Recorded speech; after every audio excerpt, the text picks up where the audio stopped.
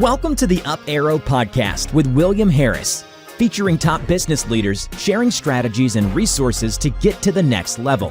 Now, let's get started with the show. Hey everyone, I'm William Harris. I'm the founder and CEO of Element and the host of the Up Arrow Podcast, where I feature the best minds in e-commerce to help you scale from 10 million to 100 million and beyond as you up arrow your business and your personal life. So 2 years ago, I had the chance to sit down with Rivur Gilbreath. He was a fractional executive and he was the former CMO and GM at ShipStation. He's a veteran of the e-commerce SaaS world and someone who's led teams on both sides of the trade show aisle. That episode was a hit. We pulled back the curtain on what life really looks like at the top and the unspoken pressure that leaders carry. But since then, a different theme continued creeping into our conversations. One that's just as real, just as common, and way more dangerous than most people realize: decision fatigue. That invisible weight we all carry, the tiny micro decisions, the 80-thread Slack discussions, the fear of picking the wrong path and stalling momentum, it all adds up. And for founders, marketers, and executives trying to scale, it can quietly kill progress, clarity, and even joy. So today, we're making that the focus. How do you protect your mental energy?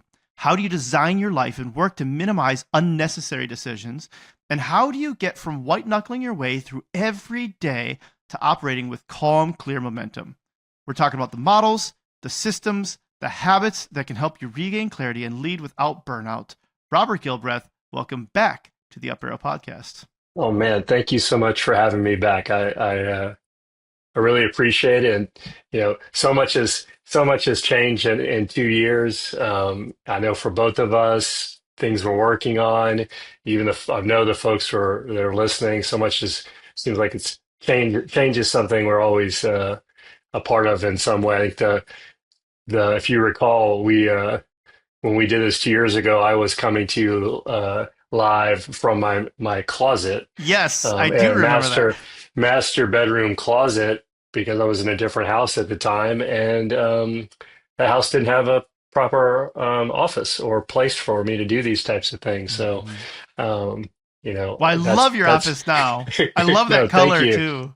No, thank you. I appreciate it. Yeah, it's I think we maybe we talked about this once before, but so I've been in this house in this office. Probably moved shortly after we recorded that last episode, and I have already sort of moved my desk around once because of like a little bit of getting a little bit of a different environment. But one thing is true that I've used, I guess, just an aside.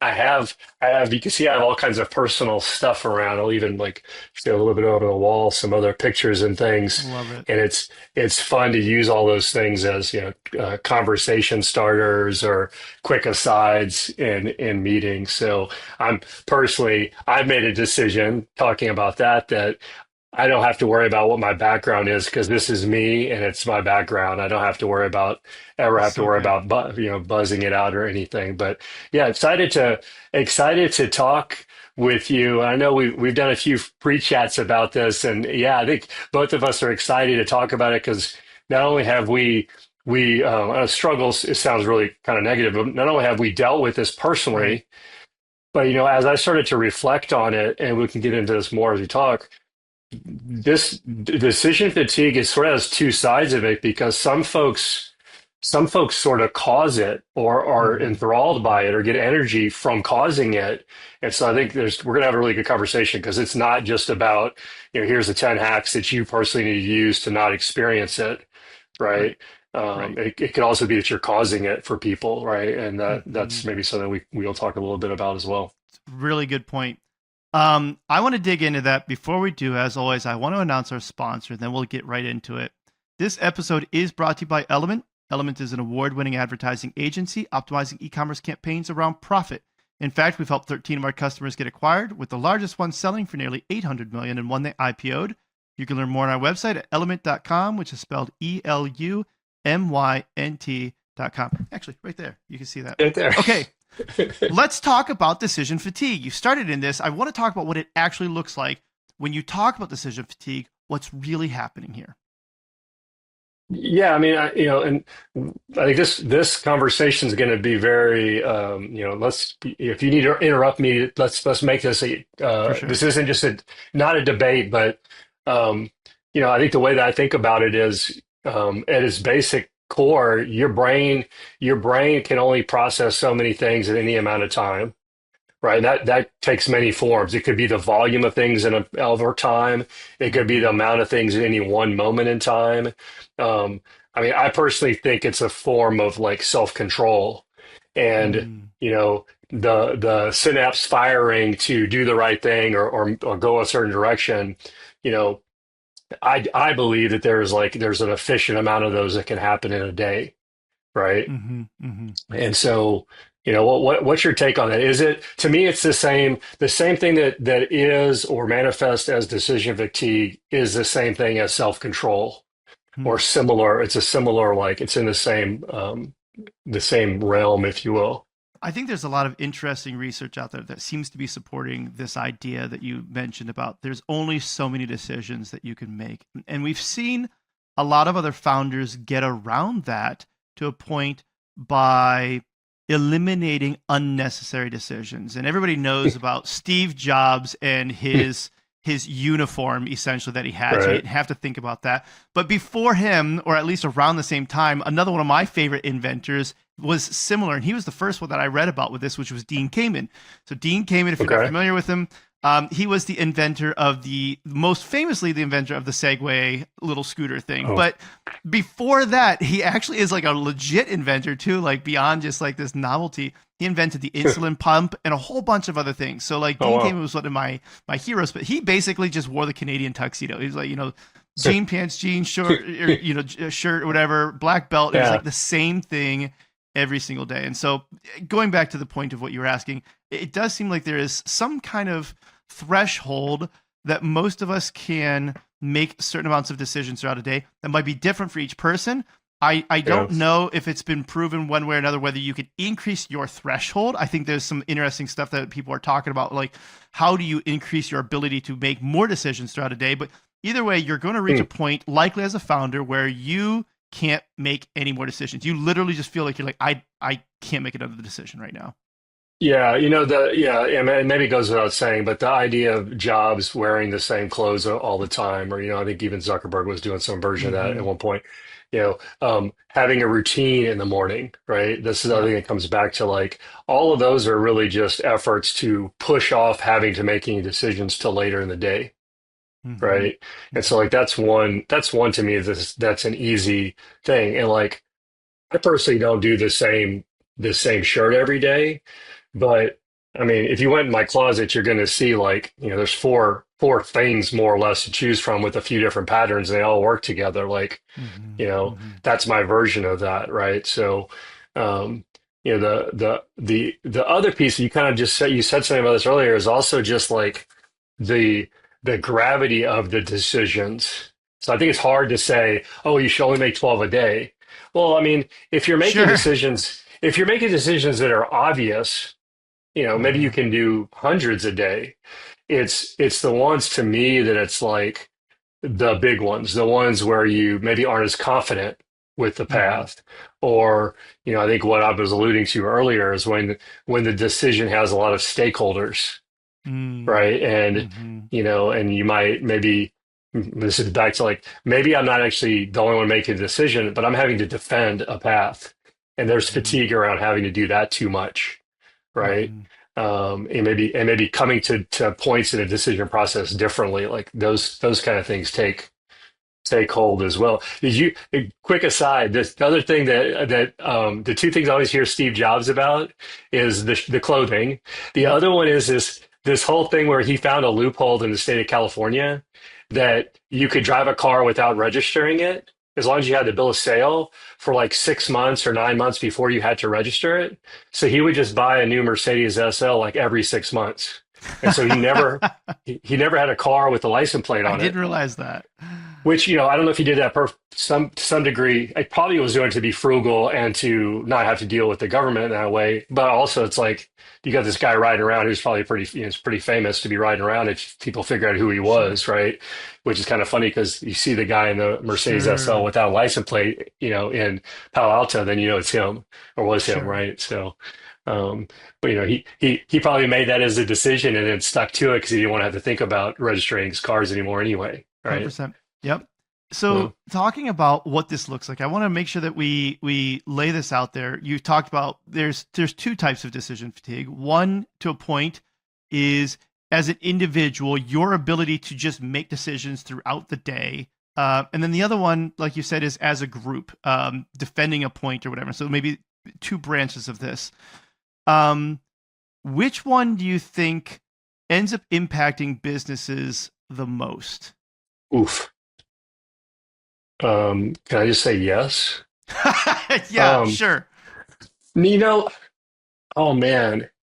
I mean, this is like death by a million cuts or, Sure, sure. death by a few blows, right? Hmm. Um, you know, I guess in theory, really either one, probably the worst would be if it's happening at a like group executive level and happening with a large number of, line level workers.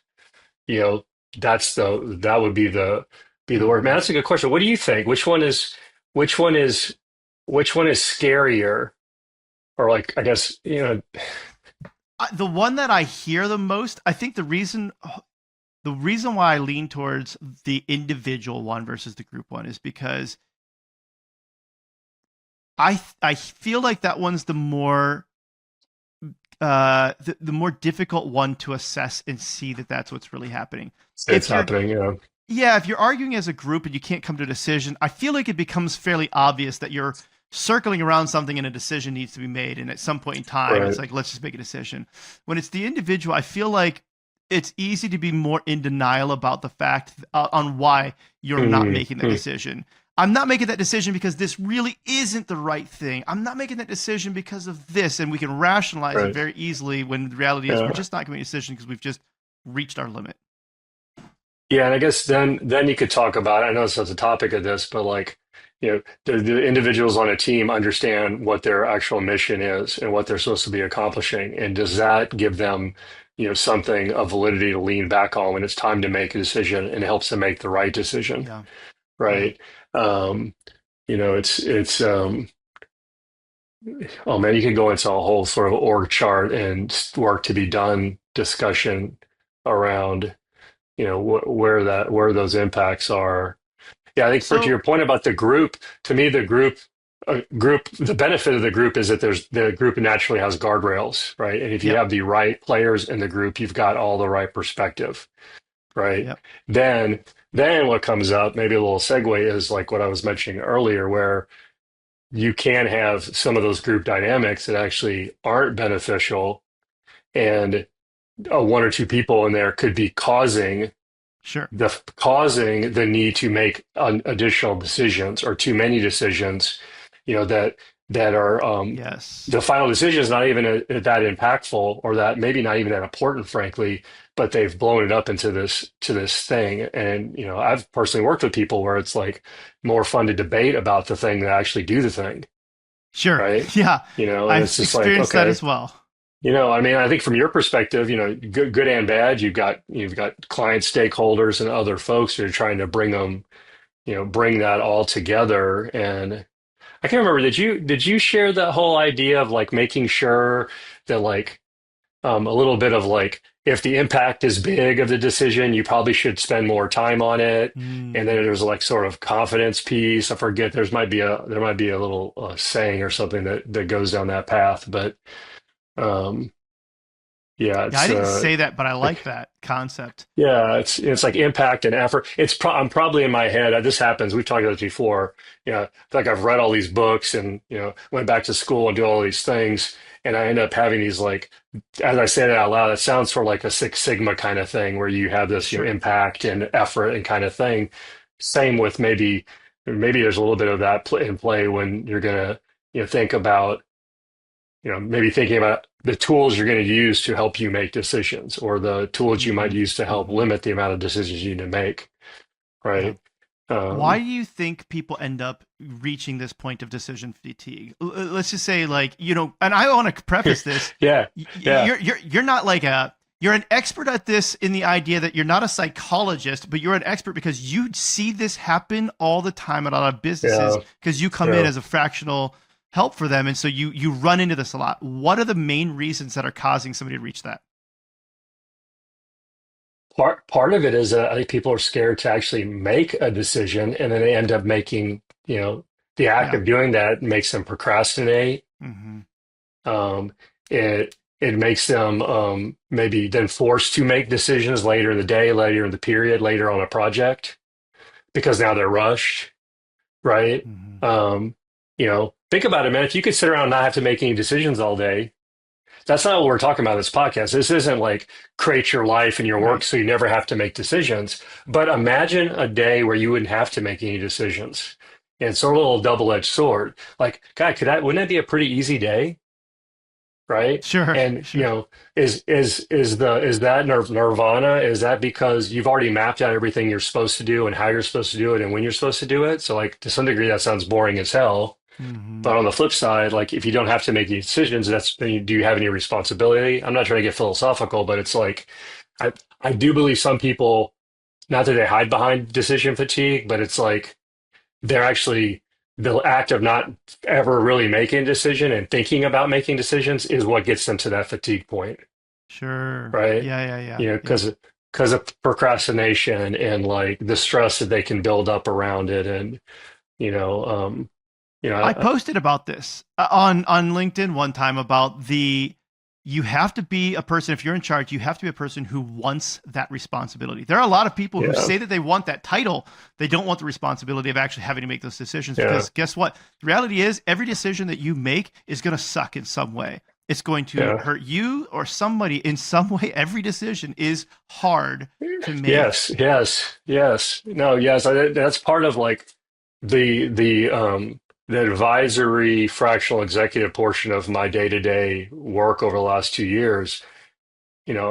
I believe a big part of what's beneficial to my clients is there are times I'm on these calls and they're struggling to make a decision. And Hmm. it's not that I have always the perfect right answer, but I have more experience and more history of viewing these things. I can get to a decision faster, Hmm. or I can Hmm. help them break a tie. And so, I can help them not procrastinate. I can help them not. And so, it's not that I've controlled my decision fatigue. It's just that I can be a tool for other people. And so Hmm. that's been an interesting, thing that's happened. I think for me though, that just means I'm making more decisions across more industries and clients, and so I do have to be careful with that throughout a day, right? Sure. And have now developed over the last 2 years a few different methods for sort of that multi-level decision making that I have to make. I want Um, to get into those which, yeah, methods, but I want to call out the fear piece that you mentioned because I do think that let's just say that there's yeah, several reasons why people run into this decision fatigue. And I want to really make sure that we unpack that before we dig into the solutions for it. One of those, like you said, is you're just simply making so many decisions throughout the day. And I'd say there's one way that we need to look at solving that. You're making too many decisions in a too day. And many. Yeah, why are you making so many decisions, right? So there's a yeah, solve for that. The other one, though, like you said, is there's fear. I had Melanie Marshall on. She used to be like I forget the exact title, but like the head of BBC, covering like the Middle East. And so she's over there, and she was talking about how you have to make a decision there in a split second because there's bullets flying over your head. yeah, It's very easy for fear to paralyze people in that situation as well. And so yeah, sometimes fear can be one of the things that is keeping us from making these decisions. It's not that we haven't thought about it a million different ways. We've looked at, our North Beam and our Triple Whale and our Google Analytics and our Shopify. We have all the data we could possibly imagine, but we have this fear of making that decision. Why? Why do yeah. we sometimes run into this fear? I mean, we as humans, we want to be correct, right? We want to Mm, feel like we're moving things in the right direction. I would say also there sometimes that fear is because maybe I've previously made decisions and they were deemed wrong, or they Sure. were, I think I would say, um, hell, maybe even until I became independent and started doing this fractional work, the level of defensiveness I would have around people and things was super high. So that I know my decision fatigue at one point was somewhat driven by my defensiveness of decisions I had come up with, right? Hmm. Or Hmm. or fear is being wrong, and like, Hmm. then you're like, well, I just won't make this decision now because at least a no answer is not a, no, a wrong answer. Yeah. Like get the literal sense of it, but yeah, I think there's also to follow up with that. I think there's a point where it becomes materially it actually it matters. yeah, Will Nitze was talking about mm, this on Twitter the other day.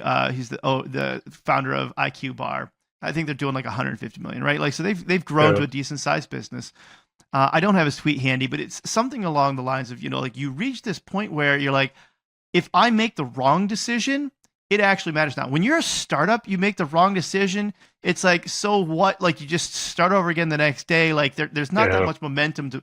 But if you're 100 million and you make the wrong decision on something, it can be a $20 million bad decision. yeah, It can actually be very material. And I think that that's where there's a point where we want to hold on to what we have, and we're actually more afraid of losing what we have than we yeah. are afraid of not acquiring what this decision could allow. Yeah, that's I like that. I gotta find that tweet because it is, you know, if we go back to old school e-commerce days and websites, we used to talk about how impactful a conversion rate change might be, right? And show the Sure. compounding of that over time. This is very similar. Like as a business gets bigger, if your traffic's bigger to your site and you make a small change and it's impactful, it's going to be more impactful if you have more traffic, obviously. Yeah. Um, yeah, it's I think as part of what we're just now talking about too. It seems like there's a level in here of like um, it's easier to make decisions and make right decisions if you're really in touch and your team is in touch with what we're trying to accomplish, Hmm. right? Hmm. And my take on that, if we were to agree that that's a thing, is like I tend to try to get people to make the most macro decisions first. When like let's say we're starting a new project, let's agree at a macro level as possible, right? Mm. Yep. So, for example, um, God, even somebody I was on the phone with maybe yesterday, like, we don't need to discuss what channels we're going to use for content marketing, but can we have a discussion and make decisions around the fact that we are going to use what is academically called content marketing? Like, let's just talk Sure. about that. And so then to me, I know it's top down, but it's really, to me, it's like foundational, right? Hmm. Like, I think sometimes people get in, they think they have to make this nth degree, like decimal point decision. And that's where to me, like this tweet you're talking about, like, okay, I think you're going directly at something and make a major Right. decision. It's too deep and you don't have all the foundational thoughts around it, like the whys, all those whys behind it. Then that's to me Hmm. also like that causes fear.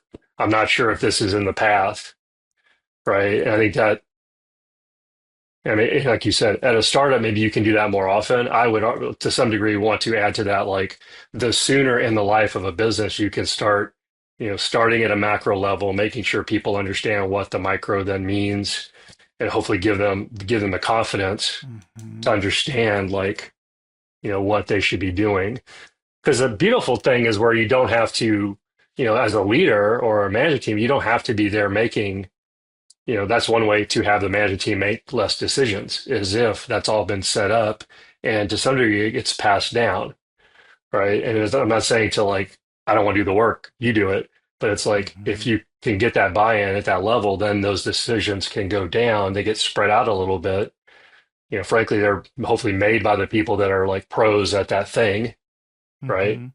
Hmm. Versus some talking heads or whatever, right? And so, um, I as love we're on this. this podcast, two talking heads on the podcast, I'm making fun of ourselves. Yeah. Well, okay, but I like where you're going with this. This is to me one of the first things that I was able to unlock in my business was when we implemented EOS traction. Because to your point, it was a framework of language that we could all share. And I'm going to sound like I'm a rep for them, but I'm not. I just really have liked what it was able to do for our business. And one of the things was, how do we establish the most macro pieces of the business so that way everybody can use that as a framework or a rubric to decide, make decisions against. And so to your point, it's like, well, what is the problem that we're solving? Let's all agree on that first. And how are we solving that problem? Let's all agree on that.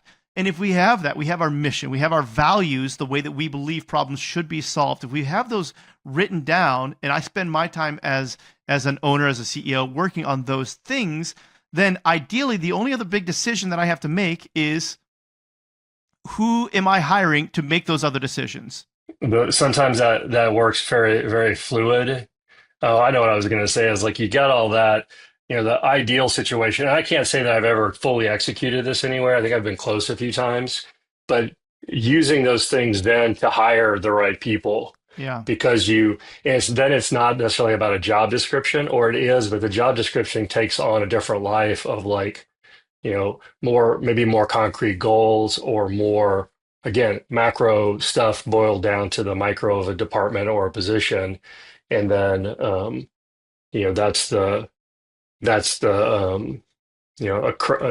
could be an amazing situation. So, yeah. And so let's say that one of the problems that we're solving from a decision fatigue standpoint is the insurmountable amount of decisions that was a really dumb sentence, but the amount of decisions that you need to make as a founder sometimes is too many to be able to make. And so you have to delegate some of those decisions.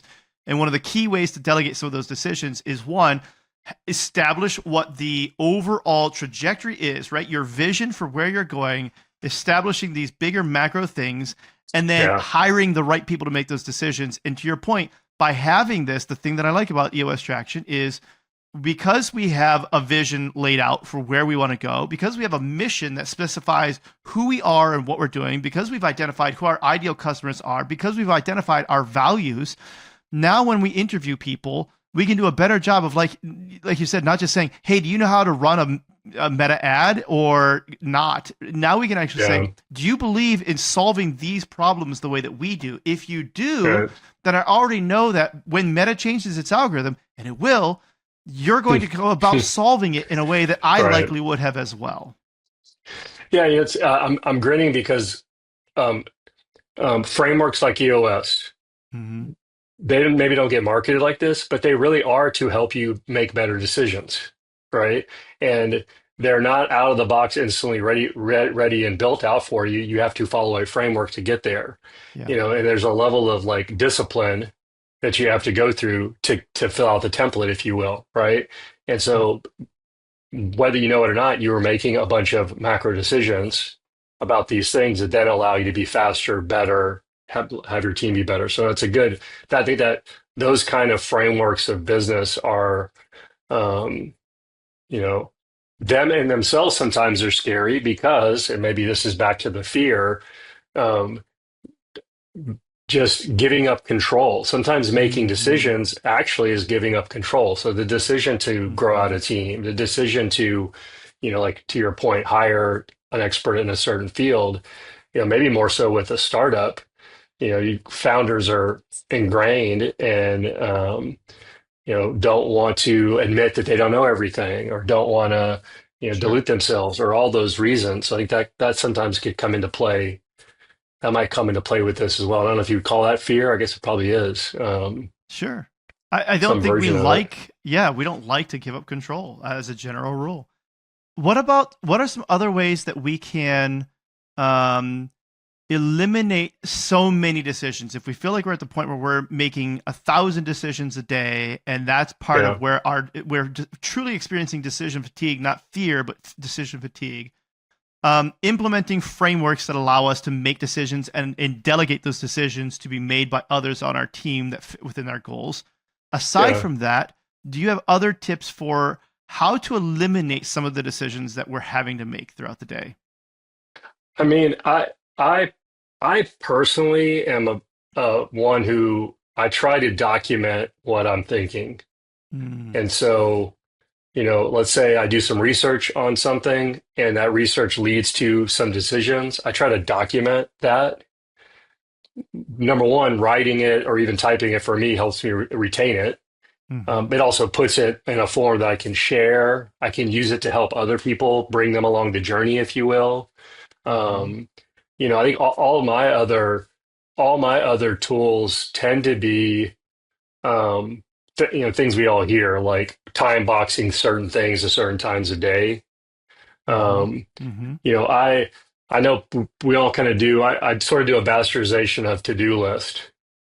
And typically, if you think about what a to-do list is, there's probably some decisions micro hidden in those to-dos, right? And so I try to time box and be cognizant of how many decisions this project that I put on my to-do list is going to take.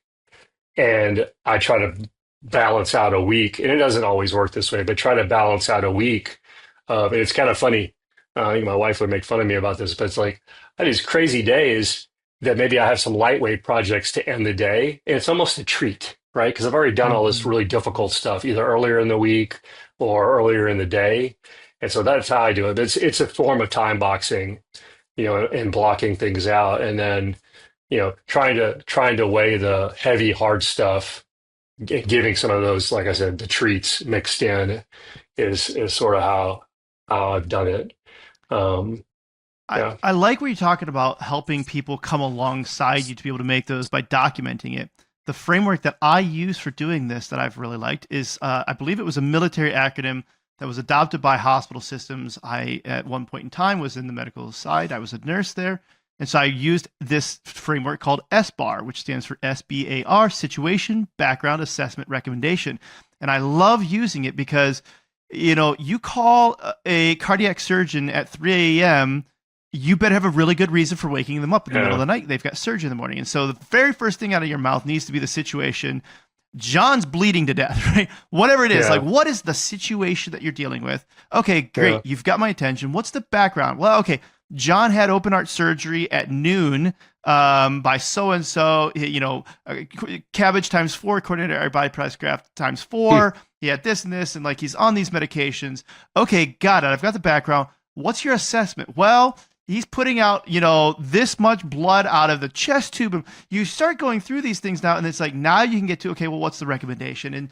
And the reason why I Yeah, like this, and I take my team through these things whenever we're trying to diagnose things that are going on with ads, where it's like, what's the problem? Well, their ROAS went from a 2 to a 1 within the last week. Okay, yeah, this is an Hmm. issue. Like, what's going on here? What's the situation? What's the background? What's the assessment? What's your recommendation?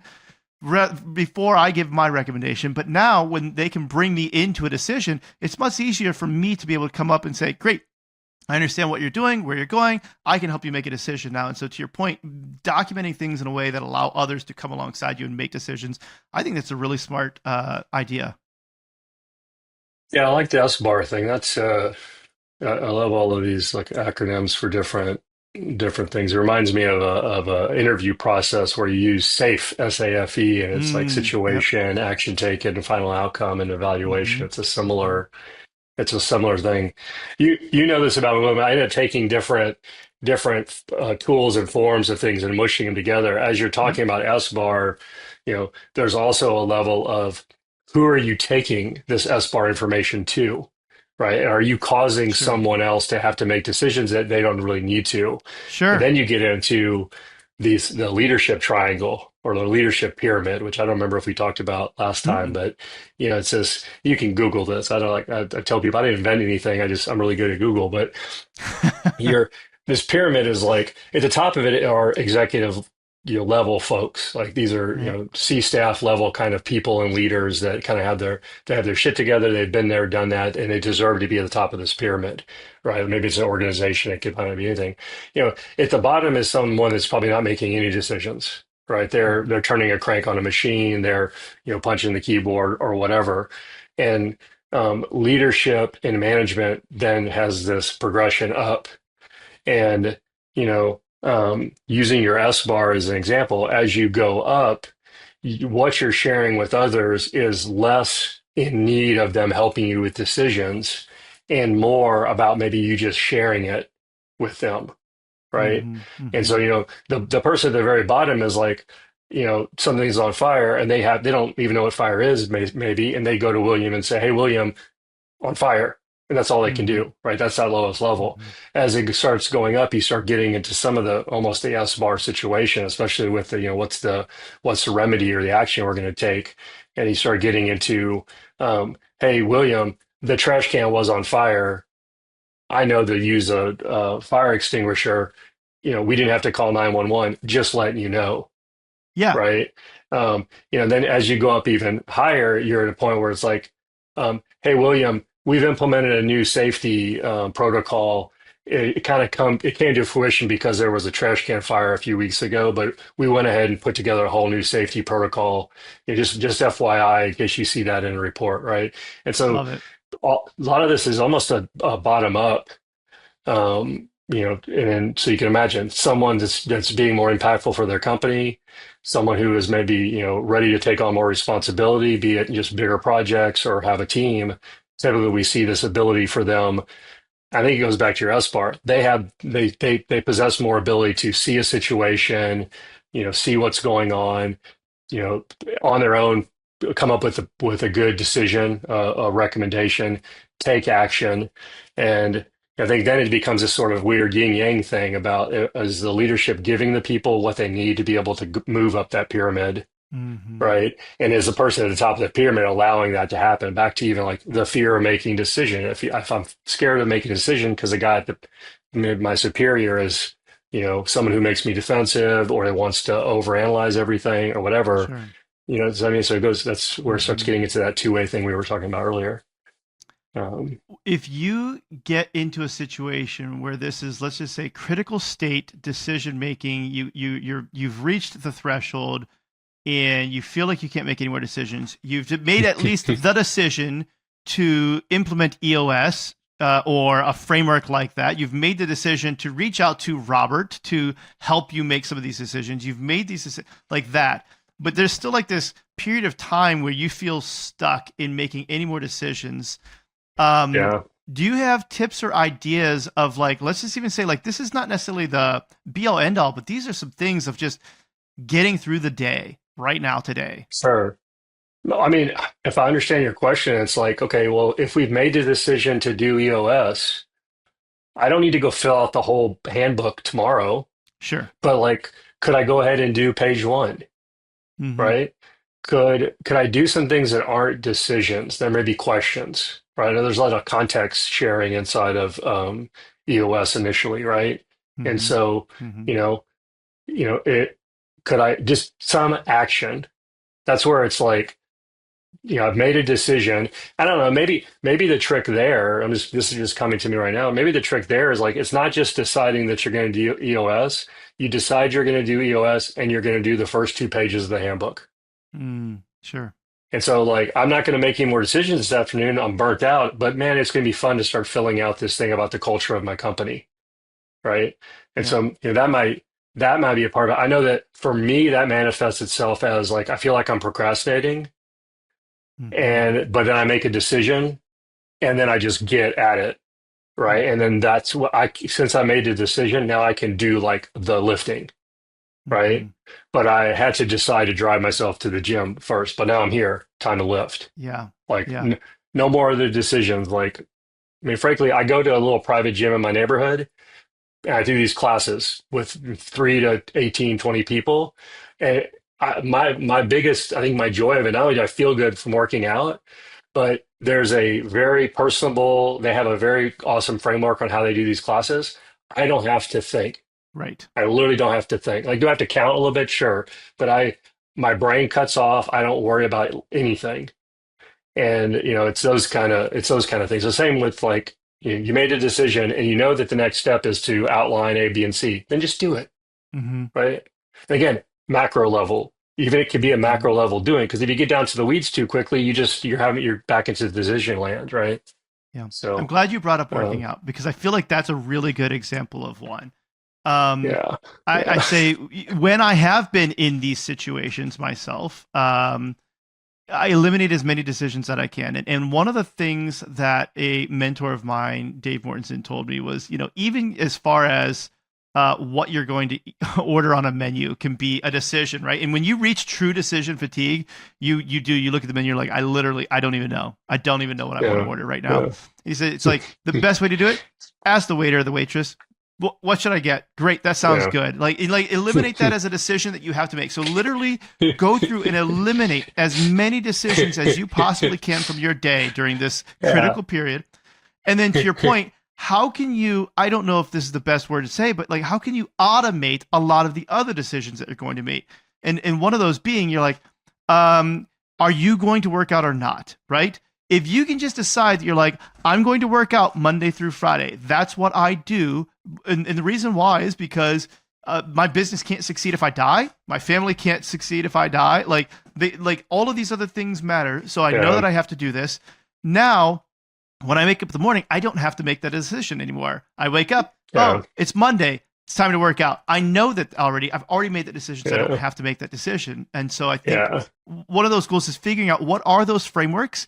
Make, like you said, those bigger decisions. The bigger decision is I work out Monday through Friday. Okay, great. Then I don't have to make a decision every day whether I do or not. I like that you say that. I'll carry that. So like for me with working out, it is I have they use some derivative of Mind Body app for their scheduling. You have to schedule ahead of time, and I go in and I schedule out as far as I can. Sure. And then those populate my calendar, my personal calendar, home calendar. I have recurring wake up on there. And so I try to keep that cadence as normal as possible. Meaning, unless I'm traveling, I'm always doing Monday morning is always the same routine, Tuesday, whatever. And then carry that over into work, whether you're independent like I am or at a company. I think it goes back to a little bit of time boxing, but for me, knowing to some degree, and I know it can't be perfection, but knowing to some degree what calls I'm going to have for the week ahead, what hard things, easy things, bonus things I'm going to have for the week. For me, that makes all the difference. And I don't do this perfectly. I think we might have talked about this before too, but this idea of either ending Fridays or maybe doing it Sunday night. I don't recommend people do it Monday morning, but kind of noting down, even if it's just like, pen on paper, Love it. And call it whatever makes you feel good. Is it what you're going to accomplish next week list? Is it your to-do? For me, it's usually a pretty boring to-do list. Some things are super impactful, and some of them are as easy as like, that email sequence just needs to be tweaked. I just need to go do it, right? And so for me, it's some version, and I don't do it every week. But yeah, back to I think what we were talking about. To me, I use a calendar to time box everything, right? And that's not just meetings. That's also I need to get away from my computer and whiteboard something. But I do put all the personal stuff in there too, right? So if it's going for a walk with my wife or going to work out or drive the kids to swim or whatever, all that's there. So I know. Somebody might look at my calendar and be like, that's crazy. It's all over the place. Like, yeah, but it's in a controlled environment, right? To me, an empty calendar too. Yeah, empty calendar to me is that's where I start getting nervous and anxious. Yeah. And there's I can't remember if it was Brett Hurt of Bizarre Voice and Core Metrics fame here in Austin. At least I think it was him, but I'd have to ping him to see if it really was him. He had something about like your calendar. Maybe this is more as a leader also. It's like you want to have a level of openness in your calendar to be able to react to things. Sure. But if you have too much of that, there's probably a problem. Right. And maybe that's actually hold on, I gotta look at the books now. I remember the guy. That might have been one of the guys that I know you and I read a lot. But so you can think about this thing. Some people, God, you could talk about it both ways. You can't possibly have every moment of your day not be reactionary, right? Right. But if you're allowing for that too much, do you have the right team? Have you made the right macro decisions already? So it's just kind of weird back and forth, right? If you have no free time, maybe that's because you're booked with very impactful things as a leader, and you have a team that can handle all the stuff that might need to be reacted to, right? And you've given them the framework. And again, that macro leadership to be able to do the right thing. But I feel like I want to tweet that. Maybe I've tweeted in the past. It's like, Sure. is an open calendar good or bad from a leadership perspective? I like it. Um, I lean towards agreeing with you. There has to be some padding in there, but at the same time, yeah, I put personal stuff in there. I have in there when the girls get off the bus. I have hug girls when they get off the bus. I have that because I know what yeah, time that is roughly, and so it's like that yeah, is a time for me to say like, don't schedule a meeting. Then I want to go say yeah, hi. How are you? I'm glad you're home today. Right? yeah. Yeah. Yeah, we have all these tools. To me, I'm using it. I'm using these tools in a way to make sure, right? And so, yeah, it's funny. I tend to write "wake up!" exclamation point. Like, I don't know why. It's not like the Google Calendar is going to like explode at me or something, but Yeah. um, it becomes so. Now, the flip side of all this organization we're talking about, where it can lead, where it's not good if someone is just overtly always planning. Yes. So I don't want to make a decision. So I'm going to, rewrite the go-to-market thing that we already had made decisions on. And that's like sort of work, but it's not really needed, Yep. right? In olden days where we'd be like on a on-prem server with file folders and stuff, you'd have these people that would like they're going to reorganize the folder layout every other week Hmm. or whatever. It's like that's come on, it's because you either right there's something else going on there.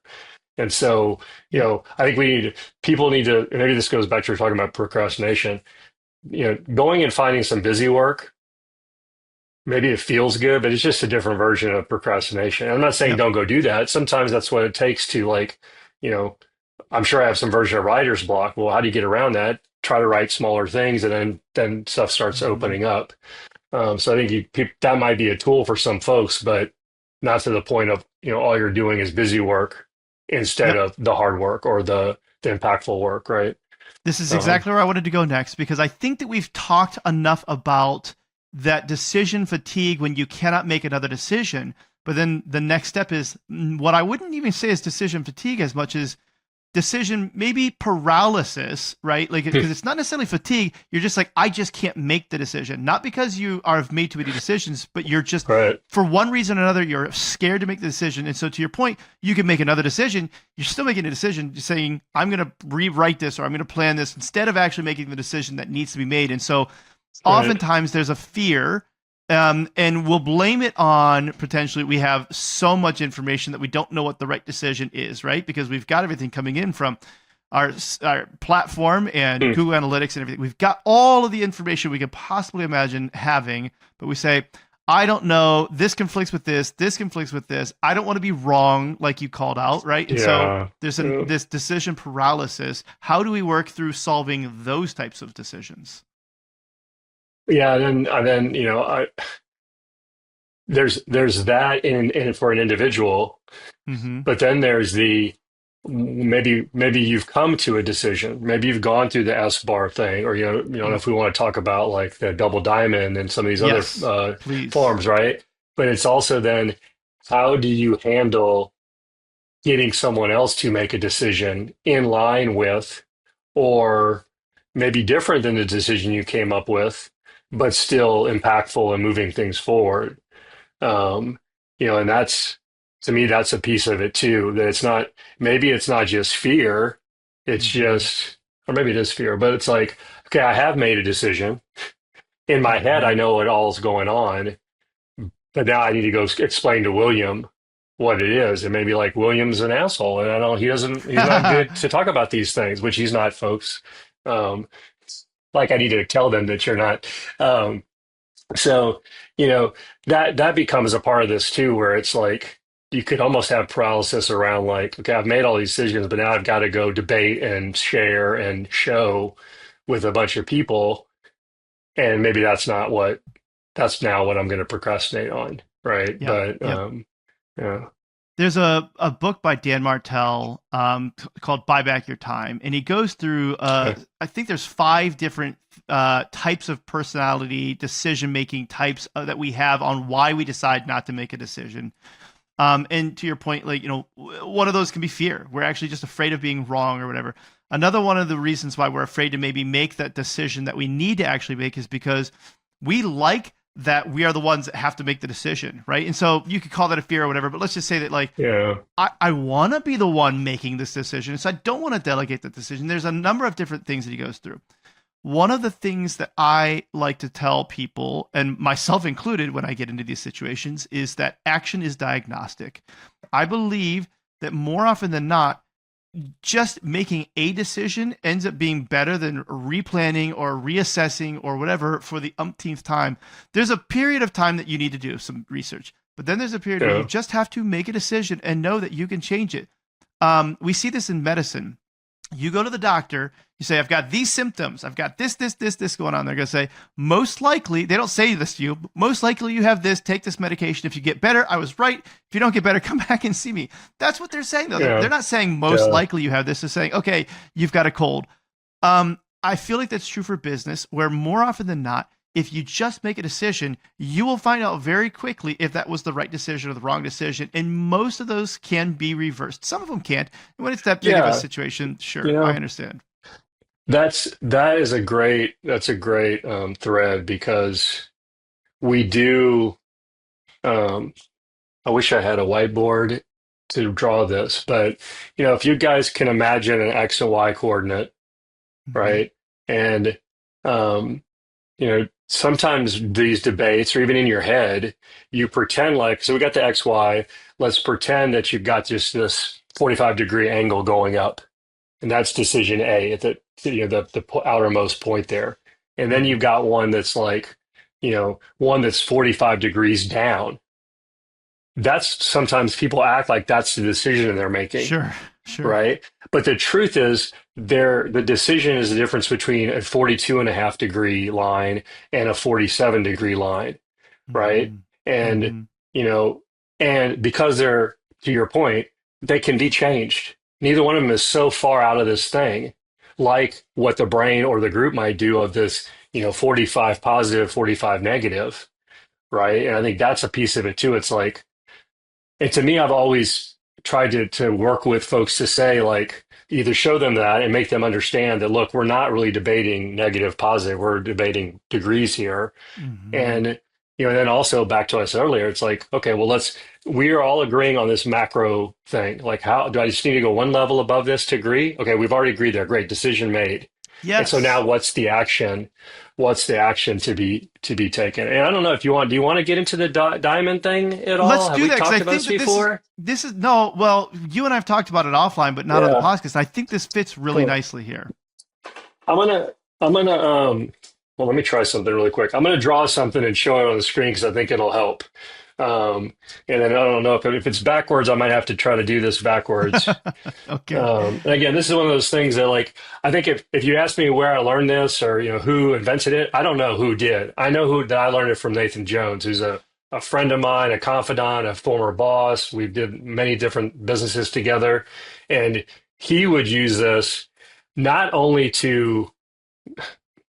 he would use it to some degree to explain to people how he needed their help in making a decision. So it's very interesting in the way he used it.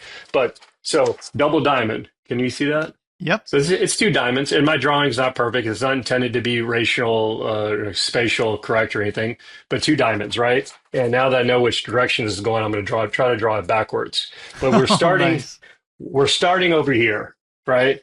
There's an issue, there's a goal, there's a problem, something's broken, whatever. And the way that the brain works, whether you do this in a group or by yourself, right? Let's say it's by yourself. I know what I think the problem is. And then I go, well, okay, well, let's make sure we understand. So you start like expanding away from what the original thought was. And you take in more information, you research more, maybe you discover other things that could be wrong, and then you start converging again, and you get to a decision or an answer. So maybe this was blah blah blah. This is actually blah blah blue, right? So then you substantiated that by expanding and contracting your thoughts and your purview and whatnot, right? And so then now you're then at a point where, okay, we know in the middle what the real problem is, or the real thing is, or the real goal is, right? And we've agreed on it. Well, this could all be in your head, right? Then you're trying to get to a solution. or the answer or the decision. And so what you do is you expand all the different ways we could fix it, all the different viewpoints, opinions, or whatever, right? Again, this could just all be in your head. And then finally you get to the thing, right? Right, the decision or whatever. And so, the way Nathan would sometimes show this, I think we do, is like, yeah, when I walked into the CEO's office this morning, I'd already done all this in my head, or maybe with my team, and I came in with the answer.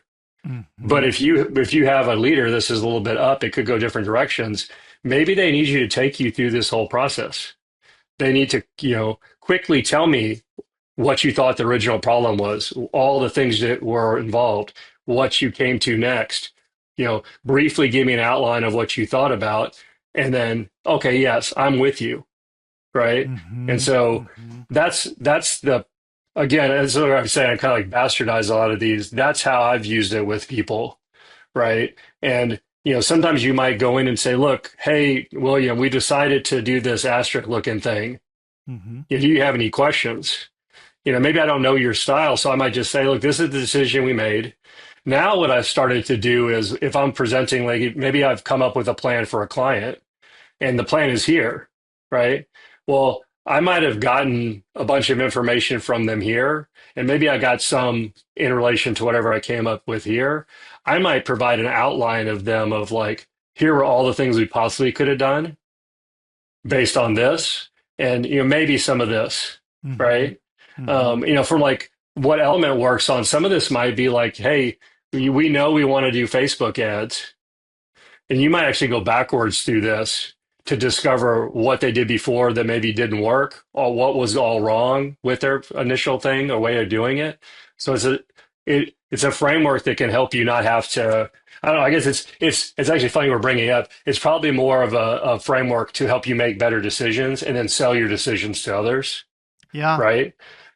Or even just to communicate. I know that I don't even know. I'll have to send this to Nathan so he can listen or watch it someday. But him and I would talk about this in the context of your home relationship, right? And you can imagine. I'll use myself. My competitive swimmer children. There's a lot going on in that world. My wife has run swim teams here in Austin. That's a lot of her day to day. Back when I wasn't at home, this was like, thank you that I'm independent at home. It's a little bit different. But if I was at the office all day doing office things, maybe a couple texts throughout the day with her, but not anything in depth. She's been thinking about the swim meet this weekend all day. And she's possibly gone through that 10 times on a topic in her head, right? And then I walk in from work and she says, that. Well, you can imagine how you could react incorrectly to that, right? Meaning like, well, hold on, did you think about, and you start doing that. And so like this can be in your personal life too. Like if your significant other understands that you need to be taken through some of this and not just told that, or you can be more self-aware also on the flip side and just know that like, I trust that significant other has gone through this process. I trust their judgment, and it's not a decision I actually need to be a part of. So back to the point of this whole podcast, it's like, you can imagine if I've already burned all those cycles throughout my day, and I have maybe someone in my non-professional life that is making these other decisions, I don't need to be a part of them. Like we're on the same team, we're on the same page, and I trust that person's done those things. Because otherwise, I know that I have caused fights because I come home and don't respect this and start going way back here, right? And sometimes it's for things that they're very micro. They're not like macro change our lives kind of things, right? So, yeah, I'm sorry, not sorry for getting sappy and personal, but for me, like so much of this is like how we handle ourselves with our coworkers is indicative of how we treat our family and vice versa. And we're all humans, right? It's humans and human things always, regardless, right? So I like that you brought it up because I actually have put together more or less like a mission, vision, values with my wife for our family as well, for that same reason where it's like when we're trying to make decisions as a family, sometimes that can be hard to say like, is this the right decision? And then you have to go through all these. If you actually have a rubric though that says, well, Yeah. here's what our goal as a family is. Here are the things that we value as a family. Does this fit? Does this align? Where does it Yeah. align? Now we actually have a decision framework for ourselves as well, and it eliminates that a little bit. And then to your point, then I can say if I come up with an idea or my wife comes up with an idea and she says, hey, here's the decision I made on what we're going to do. I can say, okay, did it align with what we've Yeah. talked about? Great. Let's go ahead and do it. Like, I don't need to rethink through all of this stuff. Yeah. So I'm with you That 100%. makes I've never sense. seen that double diamond, but I like that because I think the thing that I've realized in, let's just say, again, going back to EOS, there are other frameworks, but this is one I use, so I'll reference it. You get to this section called IDS, where you're going to, figure out what are these problems that you want to solve, right? Which is what the S part of the Right. solve is.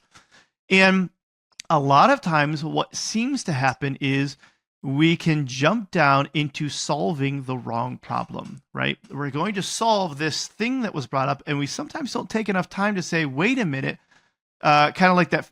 We just go through one Yeah. diamond. We're like, let's just solve this diamond. I like Yeah. the idea of like, wait a minute, can we go through this first process to figure out, is that the right problem to solve? Then we get to that second little point that you had. Now, one of Yeah. the ways that we can solve that problem, because that's the actual problem that needs solved. Yeah, no, you're right. And the magic there is not overdoing the reanalysis, the questioning of is it the right answer, but doing just enough to make sure and to feel right about it. Right. Sure. That manifests itself maybe in, having a leadership team make the decision together, Yeah. right? And stacking hands or whatever cliche you want to say, but like having a moment to do that, and typically do it as a team. I do like you bring up the family mission value. I've heard other EOS supporters and coaches or implementers talk about implementing it at a family level as well. It's an interesting idea. What about if you're trying to make decisions as a group now? I think we've talked a lot about on the individual side, and then as a group, we're kind of getting to this, diamond, double diamond, I think can work really well as an individual or as a group. Let's say that you get into the situation. Somebody says, here's the problem. And now there's the back and forth on figuring out what the right problem is. Are there tips or tricks that you've run into that help you identify, let's just say, besides figuring out all the possibilities, to really nail this is the problem? Because you said, like, we get to this and then we agree. And I like that you said, Yeah. like, we agree that this is the problem. How do you get to that point?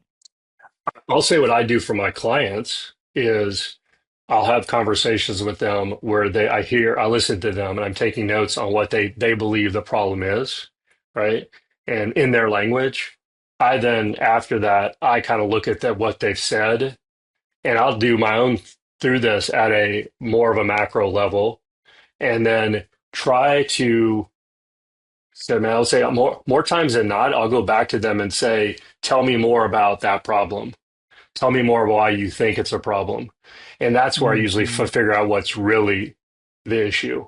So either sometimes they've gone too macro and it's not really helpful. Like it's not helpful to say, um, we don't have a sales process. Like that's Sure. okay. Well, maybe there's a reason, right? But it's also not super impactful to go way down in the weeds on it. So that's a piece of it. It's really, for me, it's a little bit of back and forth of describe it to me, let me think about it, and then maybe describe it again. But that's when I start, like at that point, and maybe this is similar with EOS, that allows it to then be put into a box or put into a framework. Whether that's a outline of marketing channels or, any, I guess it could be anything in our worlds, right? So that's sort of what I've been doing recently with folks. I don't know. I do. There's a piece of like letting people realize and voice the problem themselves, Yes. and maybe just my style of consulting. I don't have a playbook of do it this way or you must be doing it wrong, Sure. right?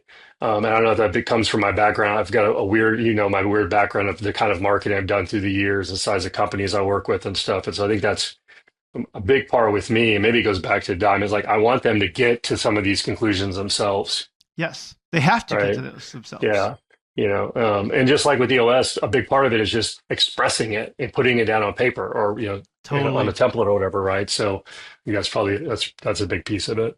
I think you're right. Step one, you have to at least say what you think the problem is and start there, right? Like if you don't actually say it, then it just exists in your mind, and you got to get it down there.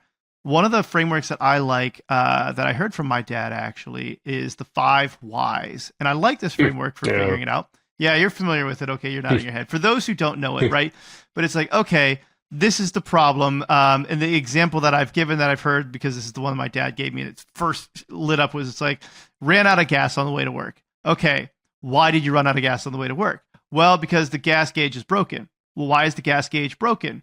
Well, because I didn't have the money to fix it. Well, why didn't you have the money to fix it, right? Like you keep asking until you actually get to the real problem. So the real problem was, X, Y, Z. And so you can actually now begin to solve that. And no, that's great. I like that framework because, to your point, I think that a lot of times it's easier for us to point out the macro problem than it is the micro problem. It's one or the other, right? Sometimes it's like the nuanced problem and you're like, okay, that's not the actual thing we're solving. But on the macro, we need better client onboarding. Sure, great. That can be on our problems list every single week for the entire rest of our company. We can never take that off. You should never be done with that. Yeah. Right. So why do we need this? Well, because of this. Okay, great. Why did that happen? Right. And now we're actually getting somewhere to something we can solve. We're not going to solve all of it, but now we can get to the thing that really bothered that person and said, this is a problem that needs fixed. Yeah. No, it's interesting, right? Because the why is to get from macro to micro, right? Or current, to your SBAR, like what is the situation? But then do we dig in properly? I like that. I chuckle about it because we young kids are known to be asking why about everything. Right. And like that's innate in kids. And then as we get older, that goes away. But then we talk about it now in a leadership standpoint, it needs to come back. Right. It's just really funny how our lives work and human nature works, right? There's an anecdote about Albert Einstein. I don't know if it's true. I don't remember, but the anecdote is something along the lines of one of the reasons he was able to come up with some of the ideas he did about general relativity is because he was just simply still willing to ask why. He was curious enough that he would look up at the sky and say, why is that way? Why does that star do that? Why does this happen? And where a lot of us, we just stop asking why. Yeah, there's not inquisitive to it. Yeah, that's part of, to me, some derivative of that is to me the spice of a career or the spice of working is like, it's okay to never be done, but it's like, are you constantly getting better? Right? Did you, I would say like as you get to a more tenured level or tenure amount of time is like, are you able to see the patterns, put together new patterns because of these things, but still have that why, right? I mean, for me, I would get bored if I magically I know all the answers and this is what it's going to be. Like, no. Part of what I'm loving about what I'm doing is like I'm touching different industries and I get to ask some of these new whys again and then say, well, can I make what worked, let's say at ShipStation, work at this other company? It's SaaS, yes, but it's not. It's accounting. It's not shipping, right?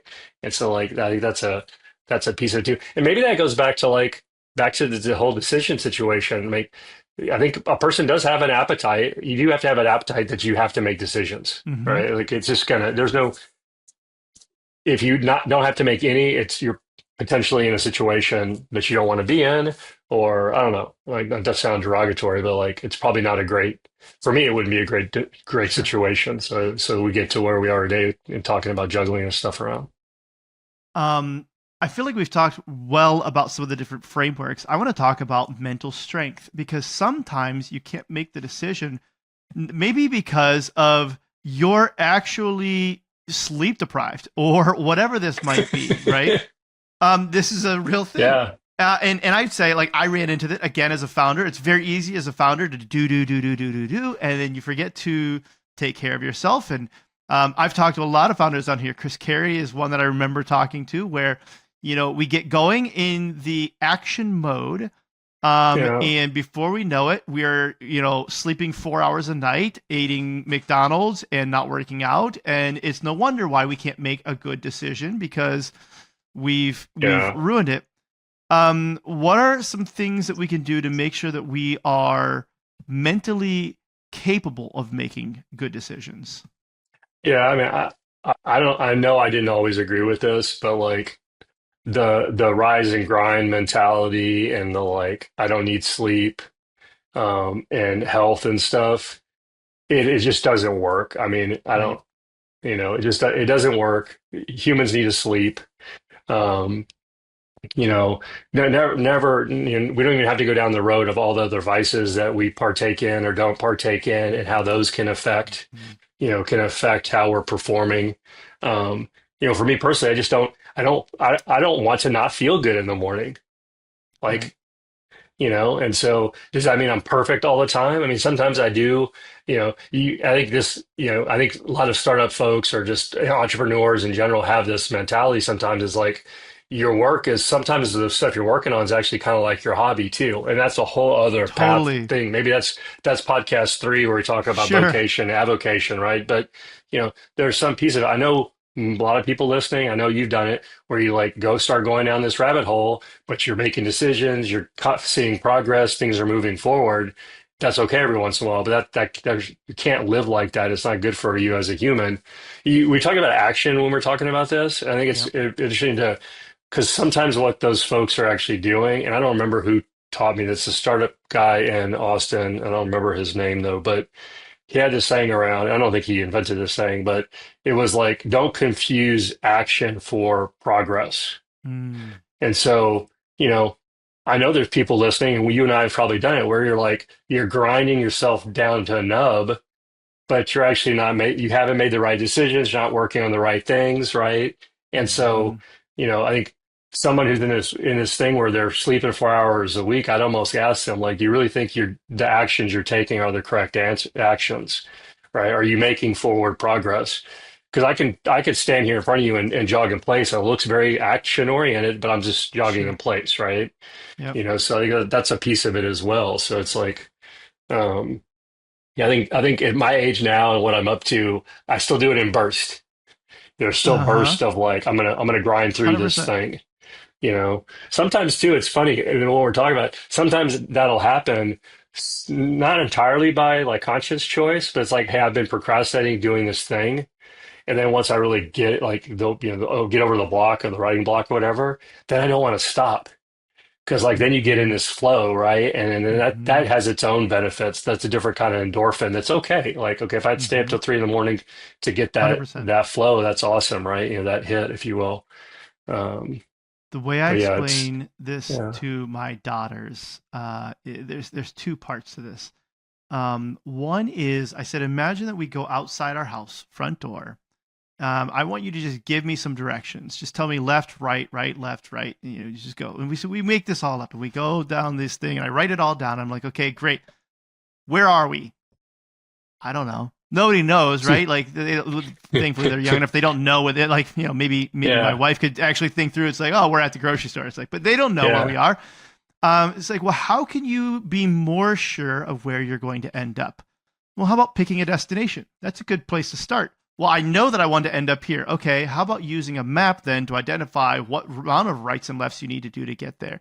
Does yeah, that guarantee you're going to end up at your destination? No, it still doesn't, right? You could get a flat yeah, tire, run out of gas. There's a lot of things that can still get in the way of that, but you have a lot yeah, higher likelihood of ending up in a good place by actually picking a destination and using a map. yeah, Now, yeah, let's take this, even a little bit further, because I think that you call this out about action. There are certain things that we know in life likely lead us to the decisions and these ultimate destinations that we want to be. Is working out likely going to lead you to a good or a bad place in life? Most of us would agree it's going to lead to probably a better place in life. How about, is going to bed at a decent time going to lead you towards likely good things in life or bad things? Is yeah, drinking likely going to lead you towards good things or bad things? We can look at yeah, this from a statistical perspective and say, well, yeah, here's statistics are going to say they favor these certain things, right? And so now you don't have to make a decision with whether or not you want to work out. You say, I know that I want to be here. I know that this likely leads me towards more things like this. So I already have made the decision. I don't have to remake that decision. yeah, And yeah, then when you get stuck, and this is where I get with my kids, right? Where it's like, because we all get stuck, where it's like, I can't even organize my room, or I don't even know where to start, or whatever this might be. It's like, do the next thing. That is the most helpful thing I can say. It's like, well, do you know where those socks go? I do know where those socks go. Put the socks away. Start there. Don't try to plan it all out. Were you at my house this last weekend? Because I helped my 18-year-old, my oldest daughter. We needed to do a deep organizing of her room. Yeah. And multiple times, a couple of hours, I hung out with her and helped her with all that, where she was like holding something and saying, "Dad, I don't know where this should go." And yeah, I love that you say that, because what I ended up saying to her is like, look, anything you come to that you don't know where it goes, let's just put it on your bed. Perfect. The decision is, don't know it, put it on bed. Mm-hmm. Right? Yeah. Because the next 20 things you're going to do, those are all socks that go in the top left drawer. Yeah. Right. And so, that's it's poignant to like, that was a decision that if I had left the room, I think she would have sat there somewhat paralyzed, that she wanted to make that next decision. And you're doing weird content shifting, because like one thing she holds up is a book. But the next thing is like a cup with a bunch of pencils in it. Well, they're not probably going in the same place. They're actually not related, And then what happened at the end? And I think I'm assuming what happened, because I didn't help her then organize the stuff on the bed. But as I'm looking at the bed, she was already sort of self-organizing it by putting it on the bed. So magically, there was a huge pile of different kind of like iPhone and computer cables. Great. You started, so you sort of like, by not worrying about the organization, you had some level of organization, which was bed, right? So it's interesting too. I think you're talking about like, where are we going to go as a decision? I'm sure you've heard this. The flip side of that is like, you're debating with your family where you're going to go out to dinner tonight. Well, we don't know yet, but we know we need to get in the car. Yeah. We know you kids, and I've done this before with my son. We're going to get in the car. Do you want me to go left or right out of our neighborhood? Because, then does he have to decide where? Maybe it's a treat night and we're going to go out for tacos or whatever he decides, right? Well, he knows if we go left, that's probably more likely like a brunch place and a taco place and a whatever. So he's kind of made a decision, but not the final decision. But at least we got us out of the house, right? Yep. And so that's why I go back to like this. I keep saying macro, but maybe there's a different way. But it's like, pick something. Like, same with your story. It's like, let's pick the destination, then we can pick the route. Or, we know we need to leave the neighborhood, right? And I'm sure you and I could pontificate over to how that, that holds true to decisions we make with our clients, or at a macro or micro 100%. Level. Yeah. If what's one decision that every founder leader should make just right now? Just, it's going to free them up for the next stage. It's like, just make this decision, start doing it. Oh man, that's a really good question. I don't know. I think I'm going to answer it by changing the question just slightly. Please. I don't know that I have the perfect, like, decide to call Element and start doing, Facebook ads. That's the best decision. Or go to robertgilbreath.com and send me your email. Great. I would say, like, and this is not just startup people or executives, whatever, anyone listening, you probably have some decisions you've been sitting on, right? And when I say decision in this context, it could be a to-do. It could be, you've been meaning to call someone. You've been meaning to pull the Band-Aid off of something. Maybe you've been holding some bad news from a boss for a few days because the next all hands or the next sharing session is until Tuesday. Pick one of those things and just get it done. I mean, you and I are recording this on a Friday. I guarantee you that list I held up earlier, I probably should do that for something myself before the day ends. So I think that's the thing. Like, find something you hadn't decided that that's been bugging you or you're worried about, and figure out how to put it to bed. And that might just be like, hey, I don't need to worry about this thing anymore. And I'm okay. So like for me, sometimes the act of like tearing it off my to-do list, or deleting the email permanently, like some closing activity, sometimes, again, it's a decision, but like for me, it's very freeing. I love that. just move on. Mm-hmm. Which it's easy for me to say, not always easy to do, obviously. Right. But you're taking an action, right or wrong. It's an action. You take that action and you'll find out very quickly if you need to pivot or change. You're turning left out of the neighborhood, right? You're getting in the car. It's like, just take that step. It's been a lot of fun talking to you today. It always has been. If people want to work with you or follow you, what's the best way for them to do that? My website's Robert Gilbreath, so it's my name. I'm mostly on LinkedIn. Again, if you search for Robert Gilbreath, you'll find me. I do. It's interesting. 2 years ago, when we had another cast, I had really just started doing the kind of work that I'm doing, and it's interesting. It'll be interesting to maybe chat again in a year or two to see where. I'm definitely one that I don't believe that I'm ever really done. And so, I have been really lucky to have not an aggressive amount of sort of evergreen clients, but, a number I can count on one hand that have been,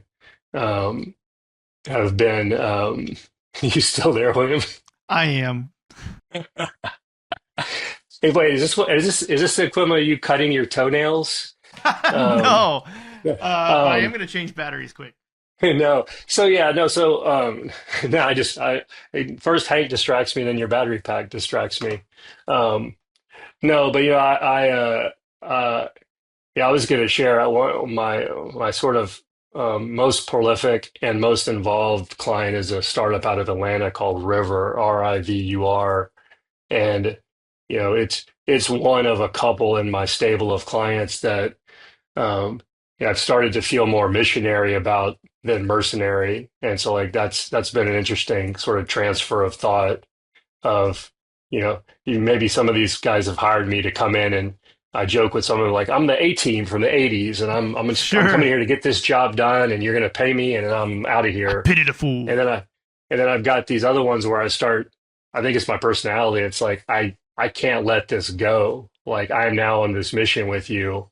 So for me, it's going to be very interesting what the next, 6 to 12 months looks like with some of these clients and some of what now, like, it's funny. I start saying we, with them. Sure. And so I think you and I know you feel the same way with a lot of your clients, and, you've had all these proud moments with many of them. Right.